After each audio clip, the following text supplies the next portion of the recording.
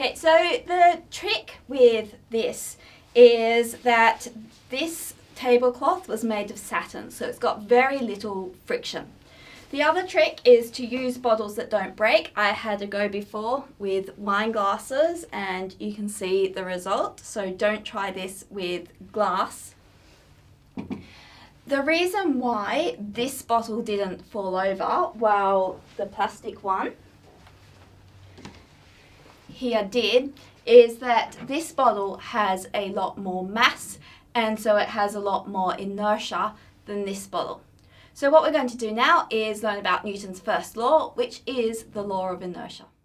So Newton's first law, which is also known as the law of inertia, tells us that an object at rest will remain at rest, and an object in a state of uniform motion will remain in the state of uniform motion unless acted upon by an unbalanced force. So an example of this, if I push this textbook along the floor,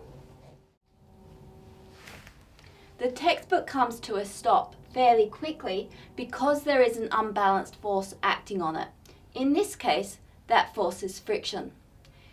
If I were to push this same textbook along an air hockey table where the air reduces the amount of friction, there's a much smaller unbalanced force, and so it would take much longer for the book to come to rest. This is another nice demonstration of the law of inertia. So what I've got here is a cup. It's actually plastic so that if it does fall over it won't break. I've then got just a normal baking tray. I've got a little bit of PVC pipe here to hold up this fake egg. So instead of PVC pipe, you could use a toilet roll for this. If you're not too worried about getting smashed egg everywhere, then you could use a real egg for this demonstration if you wanted to as well.